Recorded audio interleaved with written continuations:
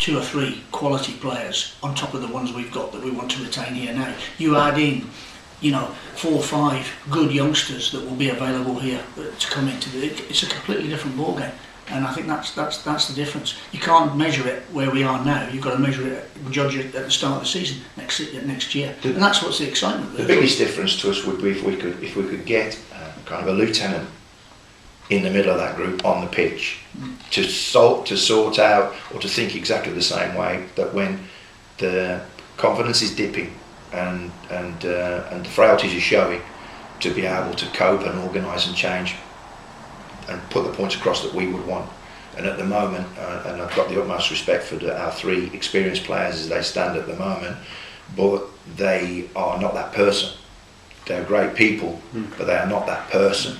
And for us to identify that person that would be the leader in old school money, Dave Mackay, that when he at Derby years and years ago, and our fan base wouldn't even remember that, but someone that is that general lieutenant, call it what you will, that can identify things as they're happening and problem solve under instruction. That's what we miss at the moment, but we won't miss that forever. We know what that person looks like and know what that person is. It's certainly not the kind of people that we've been investing in the past, that have taken away half of our budget and not really given much in return. We will identify those people to come in and have that influence on the pitch. So we won't be putting teams of kids out there. We'll be putting experience with kids, but it will be the right experience. And the head coach, so that you're trying to convince him to keep a hand in it. You've said, I think you've got on record. You've been quite categorical, actually, haven't you? Yeah. But there's an indication that you might be swayed. I mean, no, because I know the role that would best be suited for me. But you're chief executive as well. Do you not feel there needs to be that separation, that slight separation? Someone who shares your beliefs, but somebody that's. I couldn't disagree with you. Yeah. That's but we're looking at kind of perfect cases and perfect scenarios. There aren't a million people out there that can do what we need to do. There just aren't. If there were, then we wouldn't be. The football wouldn't be in the mess it's in. In my experience, in all of the time I've been in football, if I could introduce you to 10 coaches that I think are worthy of the name, that's all I can do. And I've met every single one of them, from Mourinho to Wenger to Ferguson to all of them. Right? We are living in an unbelievable bubble where we build people up to be something that they're not, and we talk in riddles, but as I've said on many occasions, football that is the emperor is completely naked. It is completely naked. If I could take the average fan on the journey I've been on, Sky would be bumped tomorrow because no one will bother with their subscriptions anymore. Because football as an entity is completely naked. There are not that many people out there that can carry out the philosophy that we have, let alone at the top level. That's what I've found. You come to me and you say to me, how do you think you can make it any different? Well, that's my experience. And I've been fortunate enough to share offices, have dinner with every top manager, been on trips with Ferguson's, Mourinho's, you name it, lunches with Wenger's, after dinner cigar in Milan with Hodgson, you name it. I've been around top people all of my life. But to carry out the philosophy that we want to put into this football club, there are very, very few people that can do it.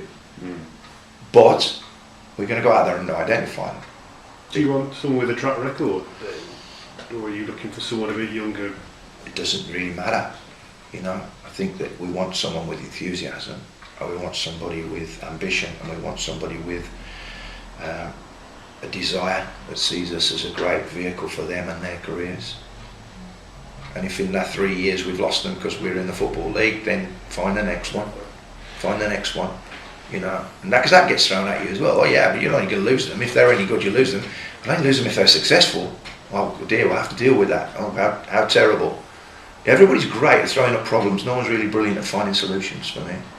And so we know what we want. We know what we want to achieve. It's nice the chairman said the things that he said, but we are still where we are. We've just lost to Torquay. Okay, so let's be honest about it. And so we're not all as brilliant as we would like people to think that we are. At the end of the day, as he also said, league tables don't lie. And, so we will be looking to get good results on Saturdays and Tuesdays. And then people might believe.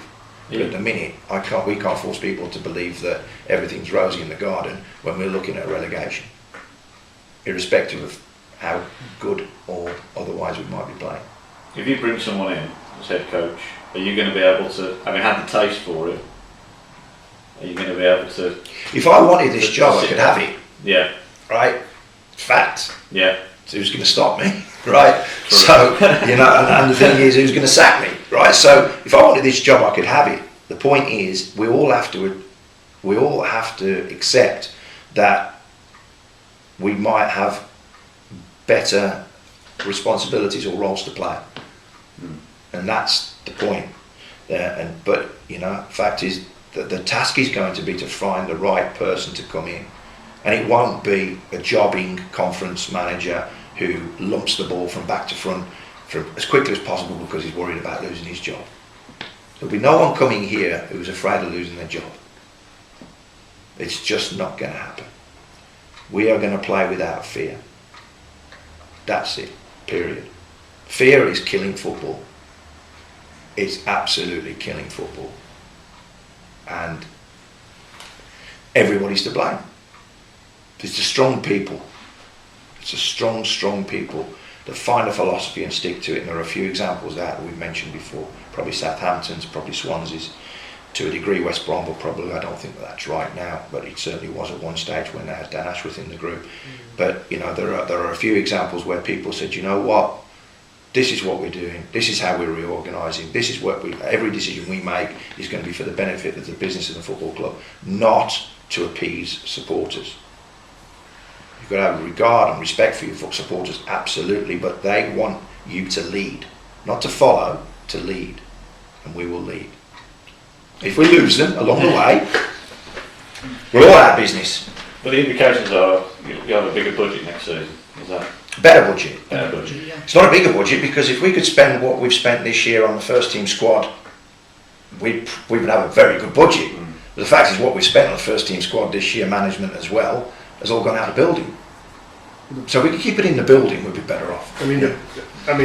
The budget for this year, I know it went up and down a little bit, but I think you said in your State of the Nation that this stage it's probably about 230,000. For what we have, putting out there at the moment, but for if you wanted to add into that what we've released, what we've let go, what we're paying off, and everything else, a lot more. So if we can still survive, are you hoping to have the similar sort of 230,000 budget? We should have a bit more. we should have more. And that's what I'm saying to you. If we are at break even now, having covered all of our debts and losses, and paid out what we've paid out, then surely we should be able to get closer to what our actual spend is this season rather than what it is at the moment.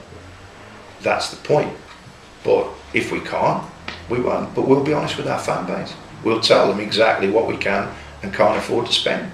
And if it means that we can't bring in a player that we really want, but we also have to put that up against what value he brings. Because there's a false economy here as well. If you neglect to bring the person who's going to actually improve what you've got and put value on your balance sheet because you're getting better players because of it, then really that's a false economy. So if that main player actually means that we are now not only selling Luke Maxwell, but we are actually bringing through the likes of him and him because of the experience and knowledge he imparts on the football pitch. If we don't do it, then that's false economy. But you've got to have the knowledge and the nous to actually assess the true value. And that's where we believe we've got the edge. The ability to assess true value. And that's the way we will conduct our business going forward. And go back to your original point. I don't see a chairman in the Football League who can do that, or in the Premier League who can do that, to be perfectly honest with you.